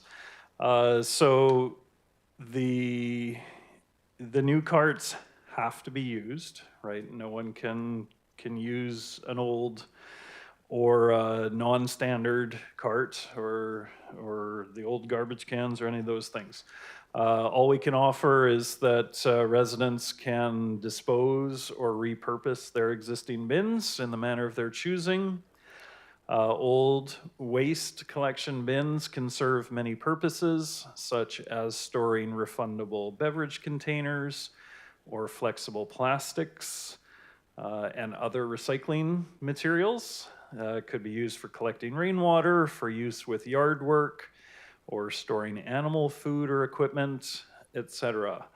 Currently, the old collection bins, such as the green bin that you refer to, are not recyclable at CVRD Bings Creek. We wish they were, but they're not. However, staff there are exploring options where they might be able to take them for recycling. That may be at a cost. We don't know. That's the CVRD is looking into that, and this is one of those times where we benefit from the CVRD having a similar program to ours and the same questions and the same issues. And so they're doing the research currently to see if there could be an option for accepting old bins and containers for recycling. But currently, repurpose, reuse is the best option. Okay, thank you very much. I believe you had said earlier on in this process that the safety of the operator was also one of the issues for going to automated collection, correct? Through the chair to Councillor Duncan, absolutely. That's probably the primary driver for automated collection is taking out that manual lifting, repetitive strain, repetitive getting in and out of the truck, repetitively lifting and tilting and replacing carts. So I spoke about a few more rare circumstances where that'll still happen, but that is a fraction. Those will be a literal fraction of what the operator currently has to do. And so the primary driver in us, in council, and all of us choosing to transition to automated solid waste collection is for the safety of the operator. Thank you. Any further questions? Okay, that council endorse the automated solid waste collection communication plan and approve the allocation of an additional $12,000 from the solid waste operating reserve to implement the communication plan as per the March 10th, 2025 report of the Director of Public Works and Engineering. Mover, seconder? Okay, all those in favor? Thank you. Okay, you're up again, Mr. Murphy. I bet our audience thought we were done with garbage carts. So thank you again. So at the last meeting, we made some big decisions on what to purchase for the carts themselves. And so, well, I'll walk through the different streams. So for garbage, for the gray carts, we decided to, subject to confirming that the carts would work in our program with our truck, we decided to purchase up to 1,450 of the 100-liter used automated solid waste collection gray carts from the regional district of Nanaimo at a negotiated price. And we had a backup option to that. But the primary option was to hopefully obtain these used but in great condition carts from the regional district of Nanaimo. subject to being confident that we can use them and that they'll work with the truck and with the arm.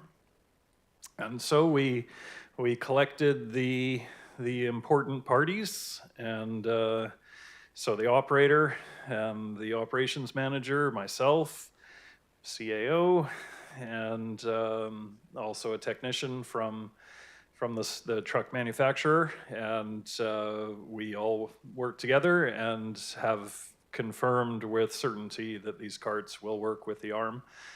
The only concerns we had seen previously were due to how the cart was being placed relative to the arm, so it has been shifted around, but we've learned and figured out exactly how to make it work. So we are certain that these carts will be suitable and will work in our program, so we are going to proceed with obtaining the used 100-liter carts from the Regional District of Nanaimo for garbage. For the Green Organics cart, we decided at the last council meeting to award the contract for 240-liter carts, green carts, to Superior IPL. And that was based on a number of factors, including being Canadian manufacturers. And so everything's good there. We're continuing on that path. There's no changes there. That's proceeding as planned. For the blue carts, we had decided to award the same, to award 2 40-liter blue carts new from Superior IPL, a Canadian manufacturer. But in the meantime, we've learned that the city of Nanaimo, so the other carts are from the Regional District of Nanaimo, the city of Nanaimo has, for unknown reasons, approximately 500 new, unused blue carts of the same size, 240 liters, from a reputable manufacturer that will be perfectly suitable for our program and for our truck. And they're ready and willing to negotiate a reasonable price for purchase. And so if we purchase these 500 perfectly suitable unused blue carts from the city of Nanaimo that are exactly the same size as we were going to purchase anyway, we can reduce our purchase of new blue carts from Superior IPL and save a significant amount of money that way. So we're currently negotiating with the city of Nanaimo, and of course subject to council approval. So we would like to shift our recommendation for blue carts only to purchase these 500 240-liter blue carts from the city of Nanaimo at a negotiated price that will be substantially less than what it would cost to purchase all new carts, and then correspondingly decrease our order for the new carts, ending up with the same total number in the end. Okay, thank you. Are there any questions? Okay, it's been moved and seconded. Do you have a question? Go ahead. Thank you. Has anybody viewed these carts from the city of Nanaimo and the regional district of Nanaimo? Some people lifted the lid and make sure that you know what I'm asking. Through the chair to Councillor Bruce. So yes, the regional district 100-liter carts, yes, we have a sample. That's the one we've been testing with. We like it. It's a high quality cart. It's a good cart. It will work with the arm. The city of Nanaimo carts, there are some photos of their stacks of carts in the report, and we're getting a sample cart on Wednesday to be sure, to test it with the truck. We're not concerned. We don't expect any issues. The only potential issues with the arm in the truck are with smaller and smaller and smaller carts. This is a medium-sized cart. We don't expect any issues, but we will be getting a sample on Wednesday, and we'll confirm before we finalize any order. Just off the cuff, are you removing the names off the side? Oh, yes.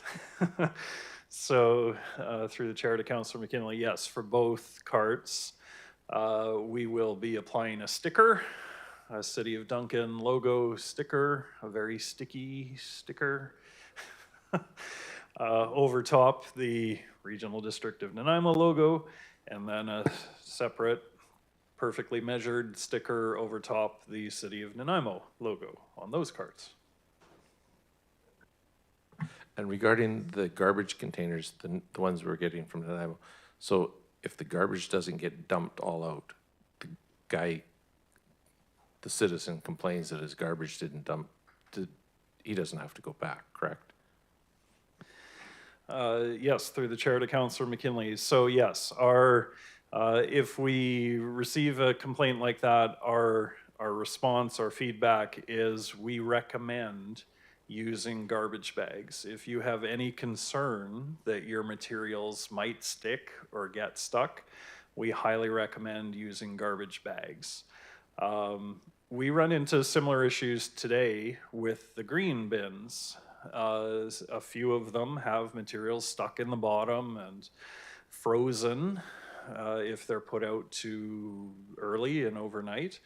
And so it's not, we don't have the resources and it's unsafe, and we wouldn't get in there and stir things up and knock things out. We put a reasonable effort, right? The operator will tilt the cart. If he doesn't see something come out, he can jiggle it and give it a few bumps, but that's it. That's the extent of our involvement. And our recommendation is if you have any concerns that your materials won't fall out of the cart because of the specific materials you're putting in that time or whatever it is, we recommend using garbage bags.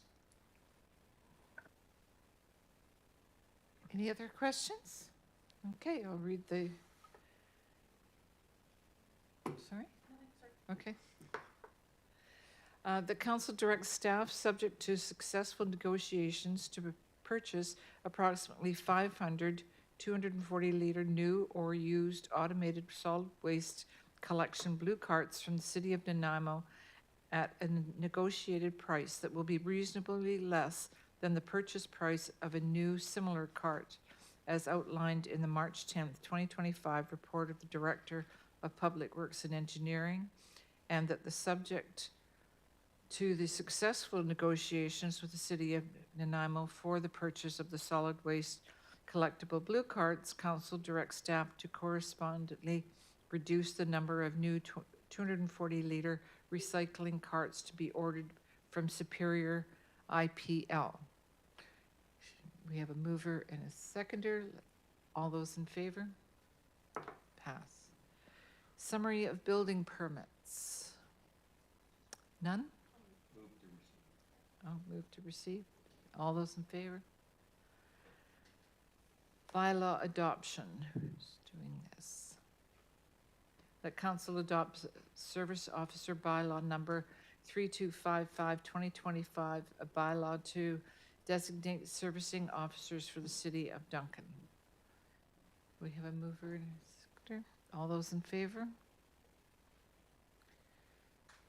Letter of support. That council directs staff to send a letter to Health Minister Josie Osborne in support of the ongoing funding for the Farmer Market Nutritional Coupon Program. Mover and a seconder. All those in favor? Okay. Reports. Any councillors have a report? Go ahead.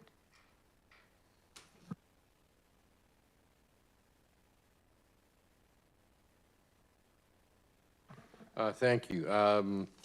In the last couple of weeks, I attended one seminar down in Victoria, Energy Futures. They didn't have a lot of information around what our energy future is or our new energy sources would be. There was a lot of discussion around the zero carbon step code. Some of the developers, the builders in Victoria, the Building Association wasn't particularly happy with the changes that have been made around that. And then there was a chart that showed how much oil and coal we're still using, but I didn't really get much out of it as to new energy sources. So that was one thing I went to. I also attended on February 26th, the CVRD for the mayor. One of the highlight reports was a report on the ENN, and it was pointed out at the meeting that the CVRD and tribes, Cowichan tribes, had already passed motions saying that they wanted the land returned. I think the overall consensus was that if you don't have all the land from one end of the train tracks to the other, then it really wasn't viable at this time to undertake rebuilding the rail line. And I also attended the Coalition for Homelessness, which guest speaker was the ex-mayor of Victoria, Lisa Helps, very informative. She also pointed out that a lot of the things that they recommend doing, we're already doing up here. So she's saying we're doing a good job already. So, but we got to keep up the hard work. Thank you. Anyone else? Go ahead. I also attended the energy futures talk in Victoria. I found it very, very, very informative. And I think my takeaway was really that we have to use gas and electricity because we are net importers of electricity. As much as the media is telling us we have an abundance of electricity, the reports that they were presenting and the graphs and so on showing that we are net importers. And we really have got our head in the sand if we think that we can carry on with just all electricity. And they also, as Councillor Duncan said, had a graph showing all of the old energy sources that are still being used. I mean, coal and everything in the graph. I was so surprised. The graph, it's not good, but the graph is just as wide as it was to start with in the use of coal. And that surprised me. The point I could see in this was that all forms of energy are dramatically needed in British Columbia, and that we certainly should not legislate to have in our OCP that you can't put gas into a new build is pretty backwards really right now because we are net importers. I guess if you want to be cold, you can do that, but they were warning us that both Fortis and Hydro work together, and there's a reason for it. And the fact is, we need both sources of energy. It was, I thought, a very informative seminar. Thank you. Thank you. Anyone else? Okay. Moving on to question period. Does anyone have any questions? No? Okay. And motion to close, that the meeting be closed to the public under the following sections of the community charter to discuss matters related to personal information, section 90-1-A, personal information about an identifiable individual who holds or is being considered for a position as an officer, employee, or agent of the municipality or another position appointed by the municipality. Employee relations, section 90-1-C, labor relations or other employee relations.